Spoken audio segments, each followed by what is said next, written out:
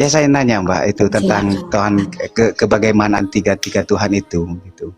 Di mana ada yang Orang mengatakan tiga Tuhan? ini Nah, apa ini namanya? apanya? Hadisnya mana? Dalilnya mana? Ayatnya mana? Gimana nih? Ayatnya mana? Hadisnya mana? Hadis? Kan? Tidak ada hadis di Kalau tempat emang, saya. ya berarti nggak ada itu dongeng itu. Jadi kalau masalahnya ada di kepalamu dan di kepala dia, bukan perkawinannya yang diselesaikan. Kepala kau yang diselesaikan sama kepala istri kau, bukan perkawinannya. Oke, silakan Anak Alif. Halo. Halo, selamat siang. Siang, Pak. Ya gimana kok berantem nih ceritanya? Enggak, saya nggak berantem, saya hanya berdiskusi. Anda Oh, yang gitu. melihatnya, menanggapnya berantem. Oh kok kelihatan serius kayak gimana itu? Namanya diskusi serius, Pak. Kalau namanya ketawa-ketawa bercanda, itu namanya lagi ngelawak. Mbak namanya Agatha ya? Ada yang mau ditanyakan, Pak? Ya ini saya mau menanyakan Mbak. Mbaknya itu penganut Tritunggal atau gimana? Saya orang Kristen. Iya Tritunggal, percaya dengan Tritunggal Tuhan. Semua orang Kristen percaya Tritunggal. Yang tidak percaya Tritunggal bukan Kristen. Lah ini jadi seru kan? Apa namanya di Komal-Komal kok banyak ya Kristen Nih, sendiri Bapak tuh ini berdebat Syiah, gitu. Wahabi atau Sunni? Saya Sunni. Mbak. Oh, oke. Bapak kalau sholat sama nggak kayak Syiah, Pak? Bawa batu.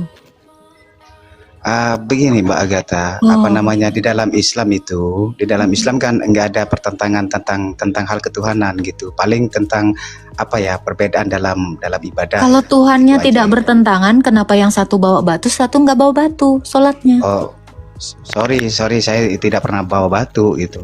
Kenapa tidak Masalahnya. seperti Sunni kalau Tuhannya sama?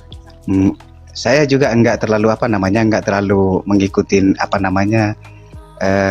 berita-berita yang dari mbaknya itu. Oke. Ya saya nanya Mbak itu tentang Tuhan kebagaimanaan tiga Tuhan itu gitu. Di mana ada yang orang- mengatakan tiga Tuhan? Nah, Apa ini namanya? saya tanya, Anda dapat istilah tiga Tuhan kepada orang Kristen itu dari mana? Apakah dari tadi Al-Maidah 73? Bukan dari saudara Kristen Anda sendiri kenapa yang mempertanyakan tiga Tuhan? Tuhan enggak kami tidak dari Kristen sendiri Mbak Agatha. Oke, Kristen di mana sendiri dalilnya selalu bilang, mengatakan Tuhan kami tiga? Bapak, Roh Kudus. Gitu. Siapa yang Bapak mengatakan dan Roh Tuhan Kudus. kami tiga? Tuh, makanya saya tanya gitu. Loh, Anda bertanya, harusnya nanya gini, apakah Tuhan Anda satu atau tiga? Itu baru bertanya. Anda sudah ya udah. menafsirkan Tuhan saya tiga. Saya nanya gitu Nanyanya apa? tentang Tritunggal. Iya, itu bagaimana gitu menurut Mbak Agatha? Tritunggal sendiri? itu satu Allah, yaitu Satu Bapa, Allah ya. yaitu Bapa yang punya firman dan punya roh. Itulah Tritunggal, tiga dalam satu. Jadi Bapa, firman dan rohnya itu ketiganya berbeda, namun satu hakikat Allah. Jadi Tuhan kami itu Esa, satu. Oh, seperti halnya tubuh manusia ya, punya tubuh, punya jiwa Boleh dan punya roh, dianalogikan gitu. seperti itu. Begitu. Hmm. Oke, saya sudah menangkap ya. Kalau misalnya Tritunggal itu dianalogikan kepada tubuh manusia, Mbak Agatha gitu. Gimana? Yang tubuh mana ketika itu ditempatkan kepada Tuhannya Mbak Agatha? Yang tubuh mana? Yang roh mana? Yang jiwa mana gitu? Oke, tentu Iya. roh itu adalah nafas. Iya. Ya, suara itu adalah firman. Tubuh itu ibarat sang Bapa itu. Oh, tubuh itu Bapak. Ibarat. Iya. Bukan tubuh itu Bapa, karena Allah kami itu terang, Bang. Anda mengerti contoh dengan definisi. Anda jangan mengira bahwa analogi atau contoh saya ini adalah definisi, karena Allah kami terang. Jadi Allah yang adalah terang itu, dia memiliki firman. Firman itu juga disebut terang. Rohnya itu juga terang. Mbak Agatha, ketika Anda menyimpulkan, menganalogikan sesuatu itu Menyimpulkan kepada tubuh, bukan menganalogikan, Pak. Iya, menganalogikan Analogi lah. tahu? Arti Ya analogi tahu? menganalogikan Apa analogi? kepada Tahu tubuh dulu dong manusia. analogi. Eh, Analogi bukan Mencontoh, definisi loh, Pak. iya mencontohkan sesuatu gitu, atau Ah, ya mengibaratkan sesuatu gitu. ah. Oke lah, begitulah ya. Apa namanya? Oke, jangan dikejar itunya, Neng. Apa namanya, saya memahami gitu, saya memahami bahwa ada tubuh, roh dan jiwa gitu. Makanya saya bertanya yang tubuh yang mana. Oke, tadi mengibaratkan itu Mbak Agatanya gitu, tubuh itu Bapak gitu, rohnya itu siapa ya begitu. Yesus itu firmannya begitu.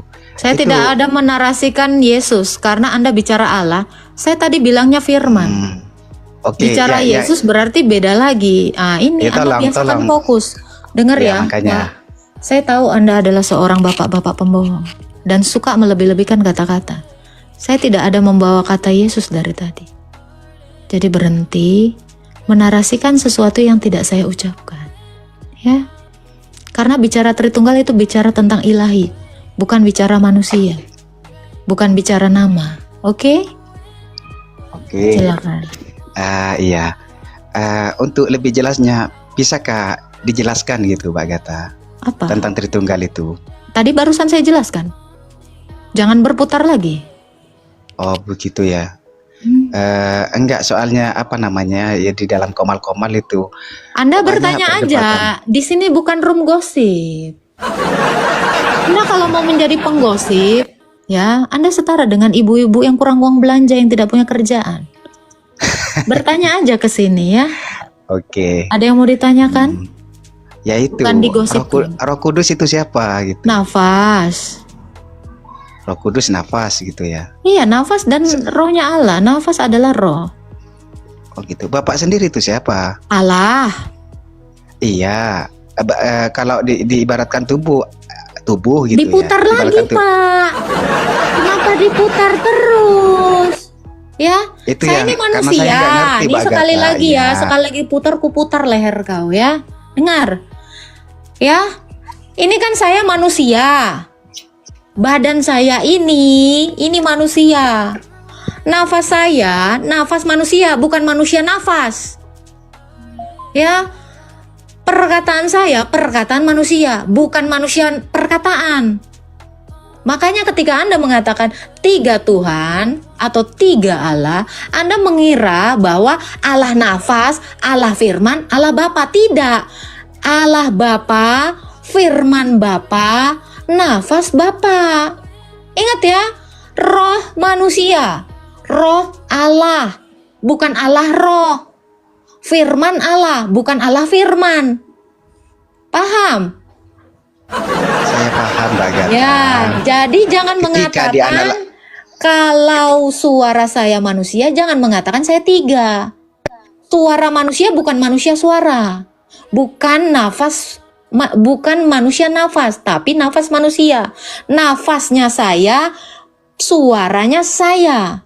Jadi Allah itu adalah Bapa, firman itu adalah firmannya Bapa, Roh Kudus adalah nafasnya Bapa atau rohnya Bapa. Jadi satu Allah. Paham, Paham? Mbak Agatha. Ya, kalau udah paham, apa lagi pertanyaan kau? Kalau dianalogikan kepada tubuh gitu. Anda pertanyaannya apa, Pak? Ada lagi yang mau ditanya? Masalahnya apa namanya Roh Kudus itu kan Masalahnya memang terpisah. otakmu nggak ada itu. Ya. Orang mengira kan Allah Bapa, Allah Anak, Allah Roh. Ini salah. Allah Bapa, Anak Bapa, Roh Bapa, bukan Bapa Roh. Capek. Paham gak sih? Allah Bapa, Allah Firman, Allah Bapa, Firman Bapa, Roh Bapa. Allah Bapa, Roh Allah, Firmannya Allah, bukan Allah Firman, Allah Roh. Ngerti nggak ini?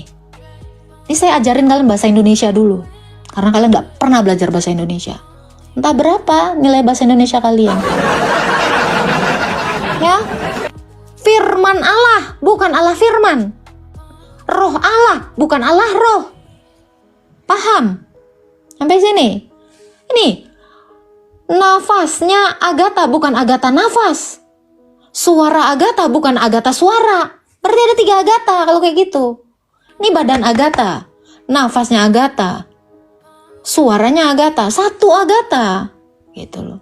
Ini bukan, oh Agatha nafas, Agatha suara, botol. Makanya kalian selalu mikirnya apa? Allah kami 3, Allah kami itu 1, bukan 3. Wah, kentutnya Agatha, kentut tidak memiliki kesadaran, ya. Ini untuk orang-orang dungu yang mengatakan kalau substansi dari manusia adalah kentut. Yang dikatakan substansi itu adalah tingkat kesadaran. Jadi kentut tidak memiliki kesadaran. Ludah saya nggak memiliki kesadaran. Yang memiliki kesadaran itu adalah tubuh, nafas, dan pikiran. Ini. Belajar hakikat manusia biar nggak dungu. Ya. Nanti upil gue juga dibilang itu bagian dari saya. Bukan, itu bukan dari kesadaran saya. Ya, saya capek ngomong orang yang gak belajar, susah. Siapa lagi yang mau naik? Tapi tolong ya, yang agak naikkan dikit levelnya.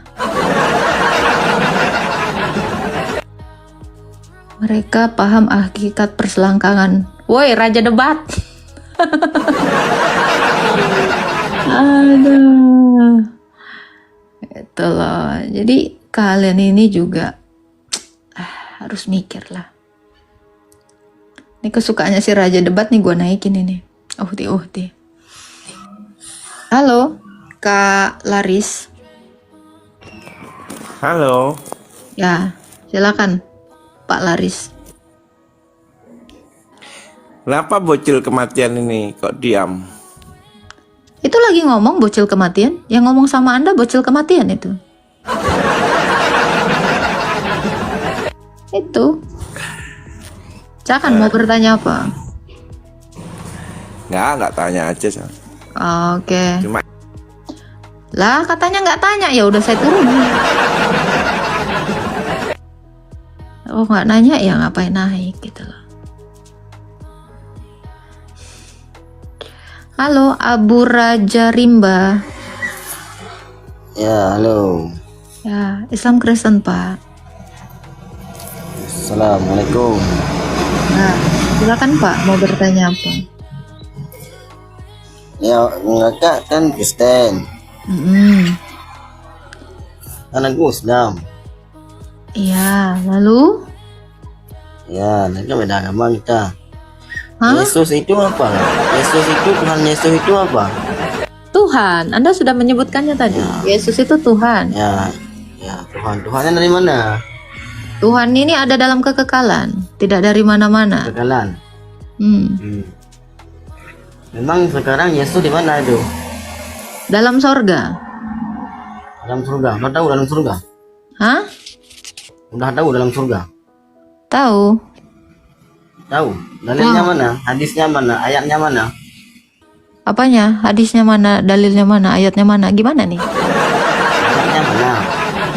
Hadisnya mana? Hadis? Kan? Tidak ada hadis di Kalau tempat emang, saya. ya, berarti nggak ada itu dongeng itu.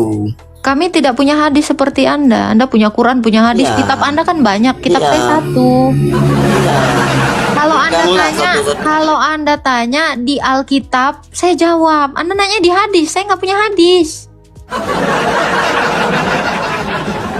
Ya karena saya nggak punya hadis, gimana saya mau jawab hadis? Itu loh. Jangan tutup mic dulu. Iya, Jangan saya tutup punyanya mic. Alkitab Pak, bukan hadis. Jangan Hadis tutup kan orang mic. Islam. Kalau mau debat sama aku, jangan tutup mic. Saya nggak mungkin berdebat dengan Anda yang nggak punya pengetahuan. Ya. Jangan tutup mic kalau mau debat sama saya. Aku Oke. mau nanya sama kau. Kalau Yesus Kalau jadi preman jangan di sini, Pak. Saya tidak berdebat di sini. Saya hanya mau menjelaskan iman saya. Namanya debat, nanti saya tanya balik. Anda ini kan lagi seperti malak ya. Anda ini seperti ini, udah seperti apa namanya? Apa rentenir yang nagih hutang, Pak? Anda bukan debat sama saya. Anda nggak punya ilmu. Ya. Dan seperti itu Pak, gayanya kayak gaya preman, nggak suka saya. Ya preman dilarang masuk ke room saya ya. Silakan Arya Dwi Pang. Halo, selamat siang, salam. Halo, ada yang mau ditanyakan, Pak? Bentar dulu. Anda Islam atau Kristen, Pak? Bukan dua-duanya. Lalu apa agama Anda? Nggih, saya penganut kepercayaan asli Nusantara. Oke, di bawah dulu ya, Pak ya.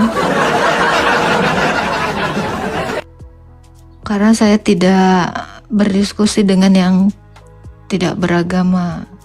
Itulah, pokoknya itulah. Gitu ya. Oke. Kita naikkan yang lain ya.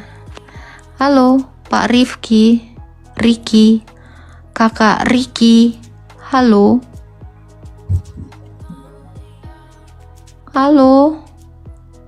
Astagfirullah.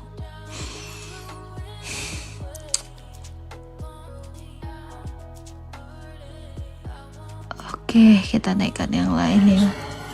Halo. Mana? Loh, ini preman, maaf, preman nggak di jamu di sini. Silakan, halo Pak sore, Kak. Ferdian. Sore. Silakan. Mau ada yang bertanya, Kak. Boleh, Bang. Kan Yesus mengajarkan ibadah itu hari Sabat. Kenapa di Kristen itu ibadahnya hari Minggu, Kak? Apakah itu nggak Yesus- bertentangan? Tolong kasih penjelasannya, Kak. Oke, Yesus tidak menentang kami untuk beribadah hari Minggu. Justru kami itu disuruh beribadah setiap hari sama Tuhan Yesus. Perintahnya di mana? Perintahnya ada di dalam 1 Korintus 11 ayat 25. Lakukanlah peringatan ini sebagai peringatan akan aku. Jadi orang Kristen itu beribadahnya itu selain hari Sabat juga hari Minggu, Bang. Gitu. Oh, iya. Iya. Jadi orang Kristen itu beribadah setiap hari. Makasih banyak, Kak. Iya. Ada lagi yang mau ditanyakan, Bang? Oh, enggak ada, Kak. Makasih. Oke, Tuhan berkati. Halo, Ikan. Selamat siang Ibu. Selamat siang, Bapak. Selamat siang. Iya, siang, Bapak. Mau tanya, Boleh. menurut Kristen anjing itu punya roh nggak? Enggak, yang punya roh itu hanyalah manusia. Karena anjing itu nyawanya ada di dalam darahnya. Anjing tidak punya roh atau pikiran. Kalau roh sama nyawa itu beda nggak, Bu? Sama-sama. Berarti kalau roh nggak punya nyawa, berarti anjing itu nggak bisa hidup. Nyawanya anjing itu di dalam darahnya. Oh gitu ya, Bu ya. Iya. Makanya kenapa anjing itu tidak punya akal, tidak punya budi, karena akal budi itu terdapat di dalam roh. Sementara anjing itu tidak berakal dan tidak berbudi, makanya dia tidak punya roh. Terus selain anjing, gimana menurut Ibu? Apa tuh? Selain seperti kucing. Ya itu sama, semua hewan itu tidak punya roh. Yang punya roh itu adalah manusia. Oh gitu ya. Iya. Ya udah Bu, terima kasih. Iya, Tuhan berkati. Jadi kalau anjing punya roh, dia akan tahu rasanya patah hati. Ya, jadi anjing itu atau hewan itu hanya punya insting, tapi dia tidak punya roh dan tidak punya pikiran. Gitu ya. Hewan itu hanya punya naluri, gitu.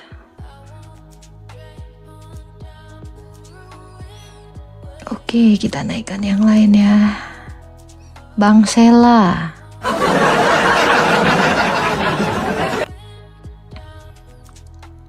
Mujiwati. Ini banyak banget yang ngirim permintaan tapi nggak jelas. Pas dinaikkan nggak ada. Gitu. Hayrullah.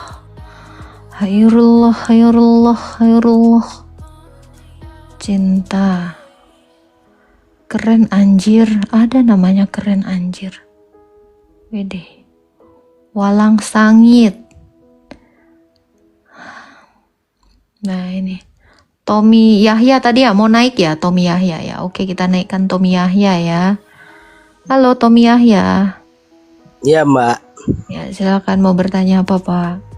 ya aku mau bertanya sama Mbak. Menurut Mbak, Yesus itu Tuhan atau manusia Mbak? Tuhan dan manusia. Tuhan dan manusia. Hmm. Kalau dia nih Tuhan dan manusia, menurut Mbak, dia mengetahui segala-galanya kan Mbak? Iya.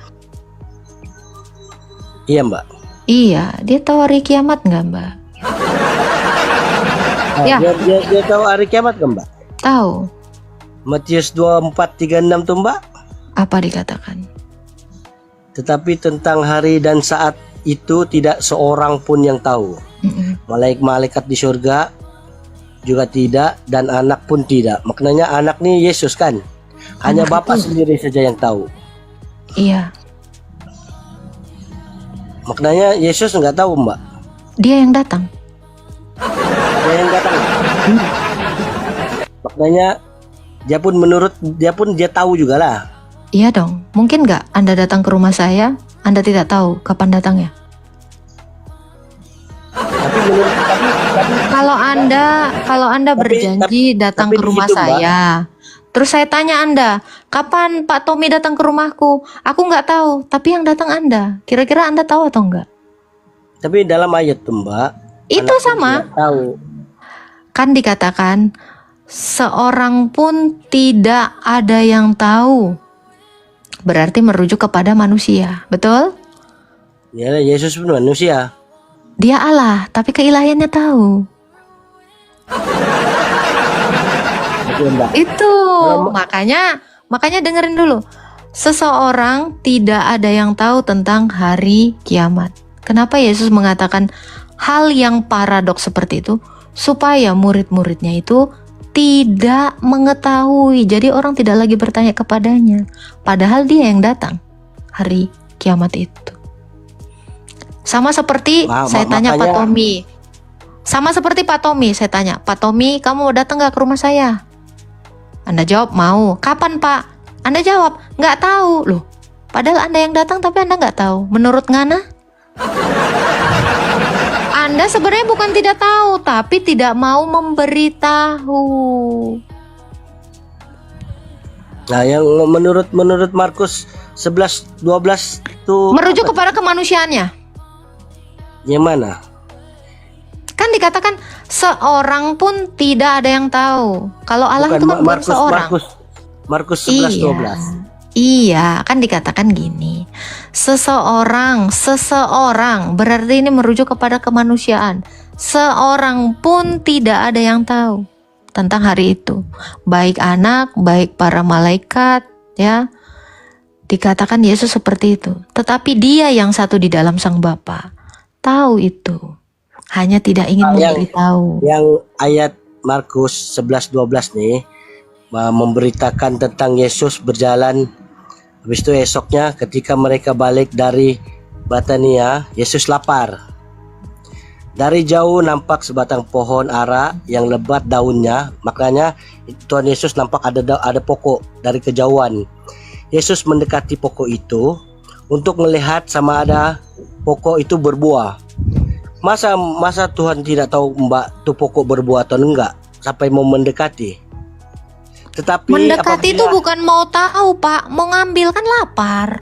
Iya dia lapar Pak. Tapi kenapa dia mendekati Pak? Kenapa dia nggak tahu tuh pohon ada buah atau enggak? Dia Lepas itu tahu. ayat seterusnya Mbak.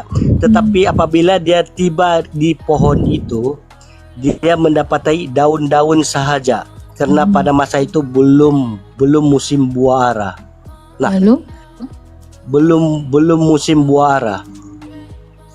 Sedangkan dia Tuhan, Mbak. Kenapa dia nggak tahu? Lanjut Mbak, lagi itu pohon? lanjut lagi ayatnya. Lanjut. Nah, lanjut lagi. Yesus berkata kepada pokok ara itu, tidak siapapun akan memakan buah daripadamu lagi. Makanya di sini Yesus marah, Mbak.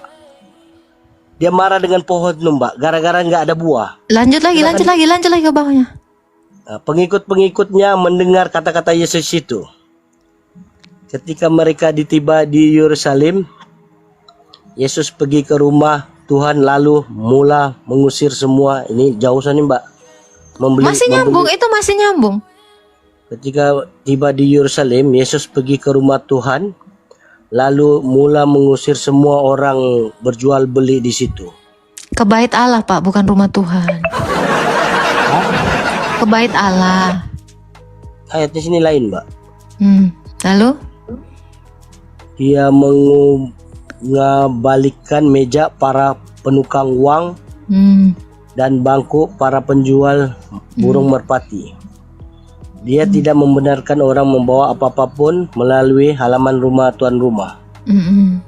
Kemudian dia mengajar orang ramai di situ, berkata, dia di dalam Alkitab tertulis bahwa Allah berfirman, rumahku. Nggak ada Allah di situ, Pak. Kau tambah-tambah. Ada, Mbak, di sini, Mbak. ALLAH itu, Pak. Nggak ada O di situ. Allah nggak ada. Iyalah bahwasanya Allah berfirman. Nggak ada, itu bukan Allahmu di situ. Nggak ada Allah di situ. Allah. Ada, Mbak. Nggak ada. Allahmu kan baru ada abad 7. Belum ada di situ Allah. Lanjut bacanya, silakan. Nah, masalahnya pertanyaan di sini, Mbak. Pasal pohon Itu ara masih ini. di bawah, cepet itu ada ketemu ayatnya, cepet. Di bawah itu jawabannya. Lanjut. Bukan, ini pasal yang ayat atas nih, Mbak. Iya, Kenapa itu Tuhan Yesus jawabannya nggak di tahu? situ. Jawabannya di situ. Lanjut. Ini sampai ke kota pergi Yerusalem, saudara, Mbak. Iya, lanjutkan, membalikan bangku lalu berkata apa itu, lanjut. Ada itu, jawabannya ada di bawah. Lanjutlah. Dalam ayat berfirman, rumahku adalah disebut rumah tempat berdoa untuk semua bangsa.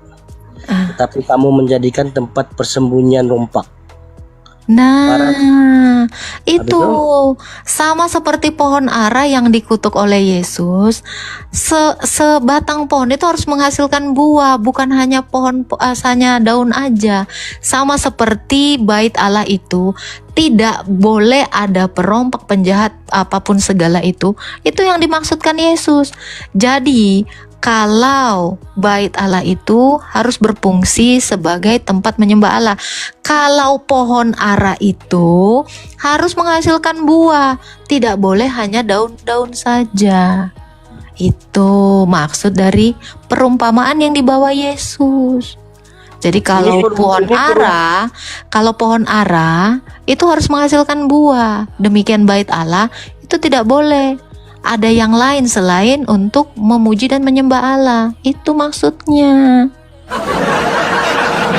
Bukan, Mbak. Ini menceritakan Jangan bilang tentang bukan. Yesus. Bukan, Jangan Mbak. bilang bukan. Ini kan Mbak, iman ini- saya. Iya, tahu. Tapi kalau kita membaca Alkitab, kan, kita akan baca di sini Yesus nih dalam keadaan lapar, lalu dia berjalan. Iya, untuk kalau mencari orang lapar makanan. itu butuhnya apa, Pak?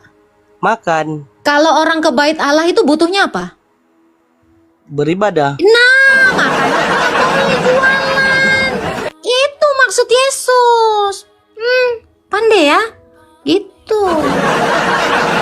Jadi kalau orang lapar Ya, sini, Mbak. butuh makan, bait Iya, Allah tahu. berarti butuh Allah. Jangan.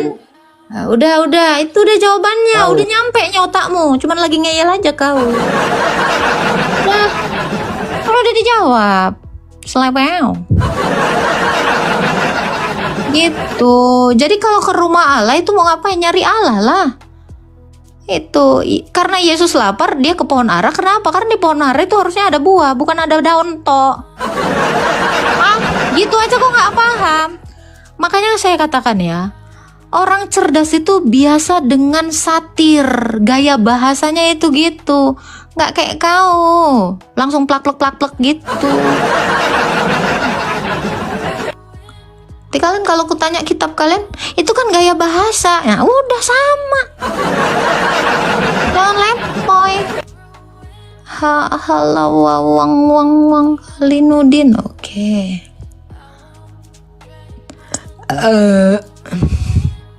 Jangan lupa tap-tap ya teman-teman ya. Apa nih BAB? Wah rame nih. Rame tapi belum ada pause yang lewat ya. Halo, Halawa. 2 jam juga aku live. Silakan Halawa. Dari Kejadian pasal 49 ayat sampai ayat 4. Beginilah, Bu. Kemudian Yakub memanggil anak-anaknya dan berkata, datanglah berkumpul supaya Pertanyaannya aja langsung, Pak. Hah? Pertanyaannya apa? Pertanyaannya, bagaimana kita menguatkan dan pemulaan kegagahanku? Hah? Bagaimana menguatkan kekuatanku dan permulaan kegagahanku yang terutama dalam kesagupan. Takut akan Tuhan adalah permulaan pengetahuan. Itu, Pak. Oh, iya. Jadi bagaimana menguatkan Anda, menggagahkan Anda? Takut dulu kepada Tuhan. Itu, Pak. Jadi kalau Anda takut kepada Tuhan, Anda tidak akan melawan Tuhan. Seperti itu. Iya, Kak. Ada lagi yang mau ditanyakan, Pak? Cuma itu aja, Bu. Ya, Tuhan berkati. Amin, Bu. Amin. Silakan sayembara. Ini sayembara ini kayak babi tadi ku dengar ya. Ada suara-suara babi terdengar gitu. Lagi di kandang babi ya Pak sayembara ya. Silakan Pak, ada yang mau ditanyakan. Halo.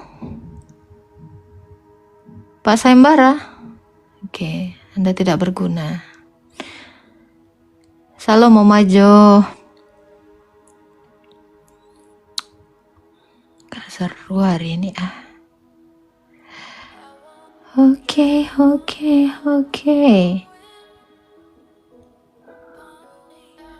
Oke, kita naikkan yang lain ya. Ada om-om di sini. Oke. Halo. Assalamualaikum. Halo. Silakan Om, mau bertanya apa Om? Ada yang mau ditanya Om? Kakak nggak usah bertanya. Nggak ada. Udah, ya udah turun aja.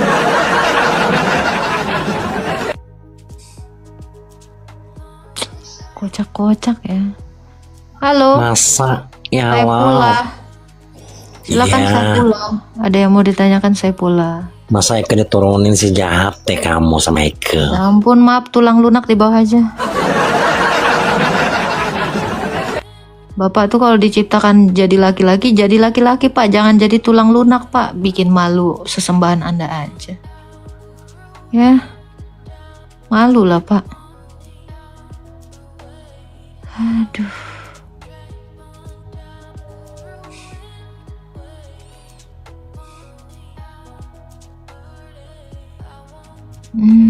Kita naikkan lagi yang lain ya. Di sini biasa aja, jangan disengau-sengauin gitu. Saya tahu Anda suka berbicara dengan kesengawan hidung, tapi ujungnya kan jadinya jadi tulang lunak.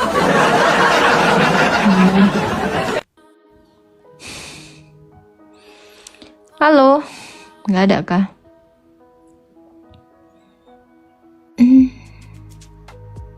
Marconi Haryono. Oh, ada si Rijal Motor di sini. Kenapa Rijal Motor mau pansos kau di sini? Halo Marconi. Halo. Banyak yang tertekan ya.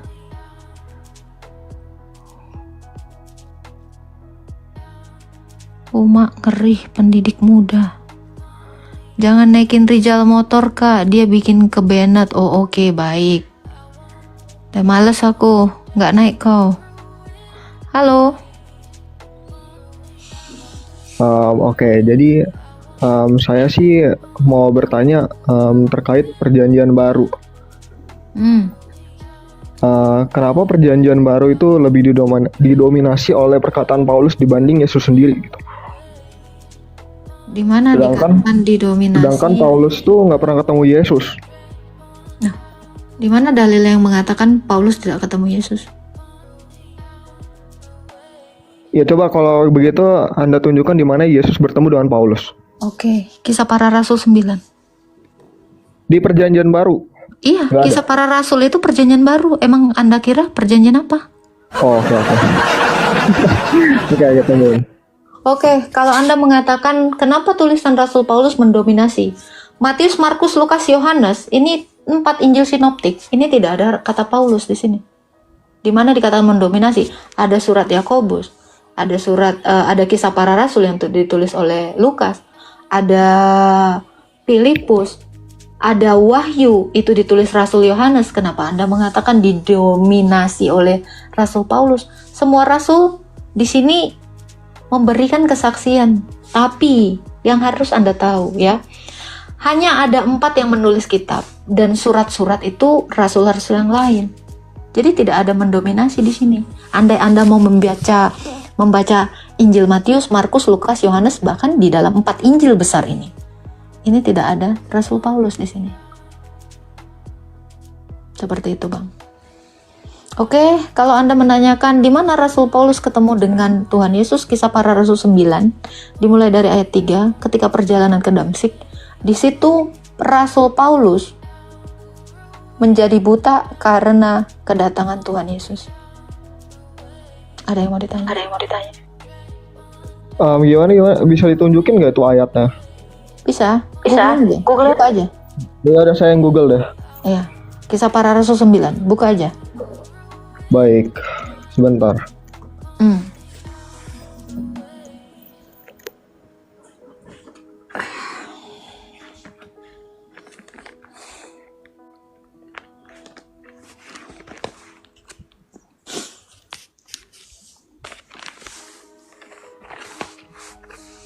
Kisah Para Rasul itu perjanjian baru ya, Pak, bukan perjanjian lama. Baik. Ya, dalam perjalanan ke Damsyik, ketika ia dekat kota itu, tiba-tiba cahaya memancar dari langit mengelilingi dia. Ia rebah ke tanah dan mendengar suara dan berkata kepadanya, "Saulus, Saulus, kenapa engkau menganiaya aku?" Jawab Saulus, "Siapakah engkau, Tuhan?" Katanya, "Akulah Yesus yang kau aniaya.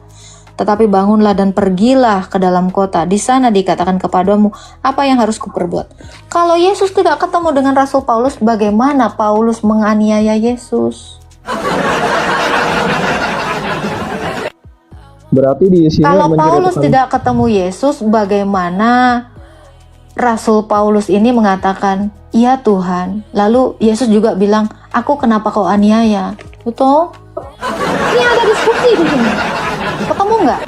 Ketemu. Tapi peristiwa ini kan hanya bersumber dari kata-kata Paulus sendiri, nggak ada saksi. Ini Lukas yang menulis. Kisah Para Rasul 9 ini yang menulis Rasul Lukas. Lalu bagaimana Lukas menanyakan ini? Lukas menuliskan ini kalau dia tidak menanyakan. Lalu dikonfirmasi lagi kepada Ananias. Bahkan Ananias ini membaptis dia dan saat itulah Rasul Paulus itu sembuh dari kebutaannya. Ada Ananias dan ada Barnabas juga. Ada lagi rasul-rasul yang lain. Bahkan kalau Anda melihat di dalam Galatia, di sini ada Petrus, Yakobus, dan Yohanes berjabat tangan dengan Paulus sebagai rekan sekerjanya dan mengangkat dan mengkonfirmasi bahwa Rasul Paulus ini adalah benar diutus Yesus. Oh, oke. Ada lagi yang mau ditanyakan, Pak? I'll be your mistake. Enggak sih, gitu aja. Jawabannya memuaskan sih. Oke, makasih ya atas jawabannya. Oke. Kita naikkan yang lainnya.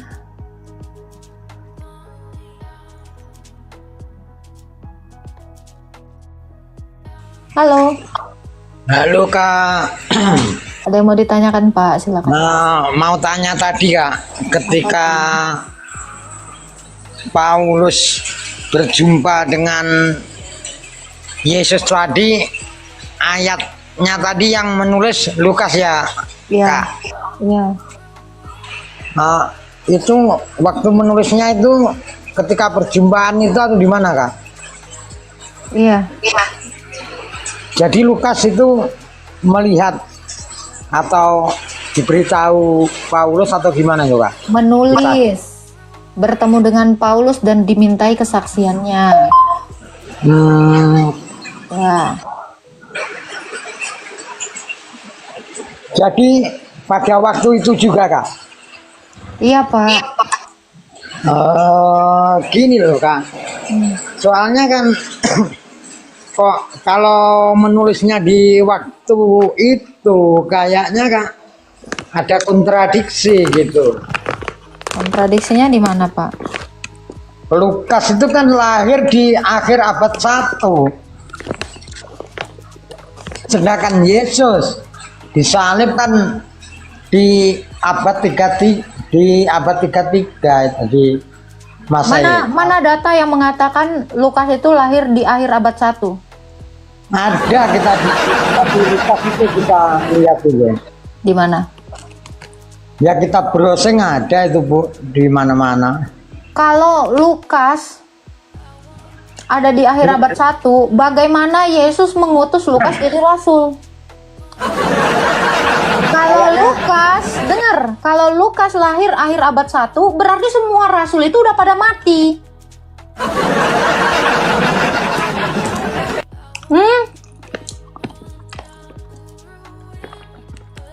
Berarti Maria udah mati. Kalau Lukasnya baru lahir, Maria sudah mati. Bagaimana Lukas menanyai Bunda Maria?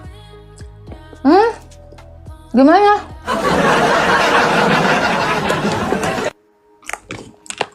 Gimana nih Pak? Abad 33 lagi. Ini abad 21 Pak. Halo Pak. Gimana nih Pak? Abad 33 belum ada Pak. Bukan abad 33, tahun 33 Masehi. Lalu? Dan sedangkan Lukas itu kan lahir di akhir abad 1. Abad 1 kan berarti kan umpama tahun 99. Tahun 99 gitu. Ya itu Datanya dari mana? Datanya dari mana? Nah, di biografi Lukas, Bu. Coba tunjukkan biografi Lukas. Ini Bapak bisa tahu biografi Lukas, biografinya Muhammad nggak tahu ya? Ya tahu, kalau Muhammad kan 571. Coba buka aja biografinya Pak, buka. Nah, bentar ya.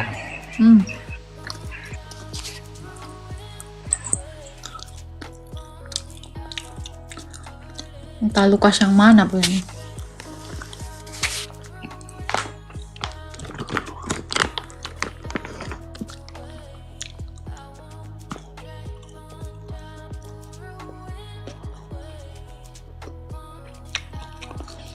Lukas NMB kali Pak.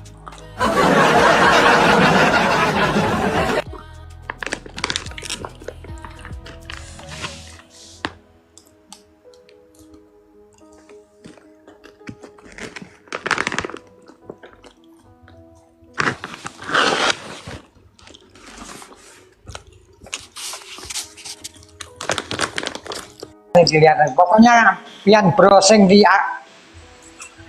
kelahiran Lukas itu akhir abad 1 Bu. Nggak bisa di on cam kan. Bisa on cam. Nah, saya undang ada on cam. Tuh terima. Bentar. Ya bentar.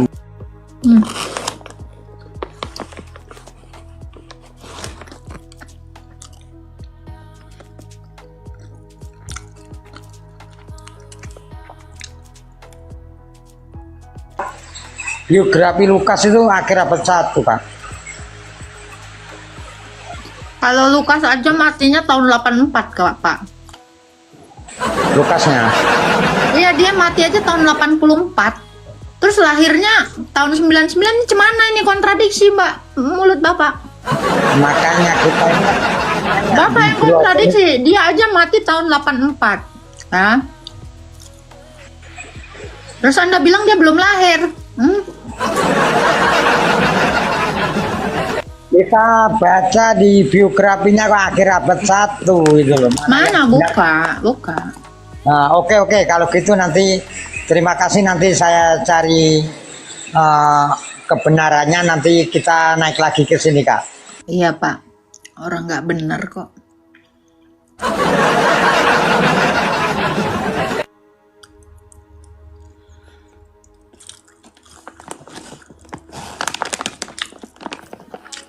Halo, Sultan.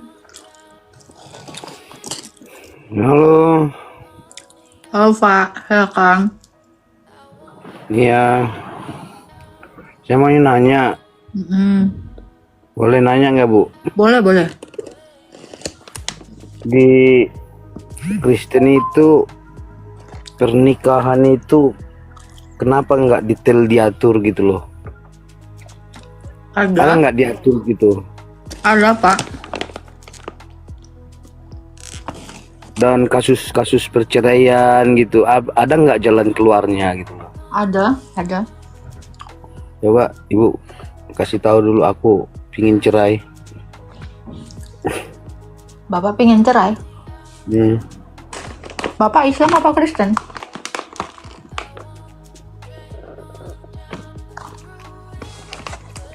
Bapak Islam atau Kristen, Pak? Kristen.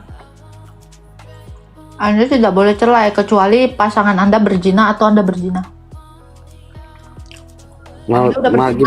Gimana tahu kita pasangan kita berzina? Ya kok tahu lah pasanganmu berzina nggak? Kenapa kamu cerai? Udah nggak cocok gimana? Masa berdosa terus? Apa yang nggak cocok, Pak? Nggak sehati lagi gitu loh. Seumpamanya nggak sehati lagi lah, masa dilanjutkan? Apa yang membuat Anda tidak sehati? Keras kepala dua-duanya. Ya berarti Anda lembekkan kepala Anda, bukan perkawinannya diakhiri. Matilah kamu lembekkan. Iya. Karena dengan Anda, kalau Anda mengatakan matilah, ya udah Anda bercerai itu. Anda kan pengen cerai. Ya dengan Anda mati tadi yang Anda bilang, itu kan udah bercerai. Ya udah, selesai kan? Kan katanya Anda pengen cerai. Matilah, ya udah matilah. Jadi kalau masalahnya ada di kepalamu dan di kepala dia, bukan perkawinannya yang diselesaikan. Kepala kau yang diselesaikan sama kepala istri kau, bukan perkawinannya. Masa iya? Sakit tanganmu terus kau bunuh dirimu? Nggak nyambung.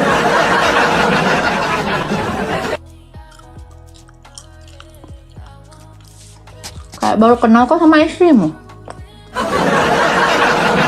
Dari waktu pacaran kalian nggak tahu kok keras kepalanya. Kenapa dibisukan? Kita diskusi lah dulu ini masalah perkawinan Kristen ini yang banyak selingkuh, banyak karena nggak cocok. Apakah itu nggak ada jalan keluar gitu loh? Kalau nggak cocok kan tinggal dicocokkan, Pak. Kok repot kali kau? Iya kan? Emangnya kau sama selingkuhanmu sebelumnya cocok? Kan nggak cocok, lagi dicocok-cocokkan. Kenapa kau nggak cocokkan aja langsung ke istrimu? Ngapain ke perempuan lain? Ya maunya kan kita gitulah, Bu. Damai-damai lah. Kalau kau mau muka istrimu lain lagi, kau bawa dia operasi plastik, kan udah lain lagi mukanya. Biar semangat kau. Loh. Jadi kalau kau bosan terhadap pasanganmu, bawa dia ke klinik kecantikan. Ganti mukanya gitu. Nah, iyalah, sama aja kok seperti yang mau kau pinginkan. Kan selesai masalahnya, bukan perkawinan yang diselesaikan. Kalau ada duit kau, hilang semua masalah. Masalahnya kau udah kismin, pengenmu yang kayak Jennifer Agnes, Agnes Jennifer, ya wajar lah nggak dapatmu. Gini lah Bu, kita apa aja kenapa nggak di voting dulu waktu Maaf, kawin bukan voting. Kalau kau voting emang pemilu.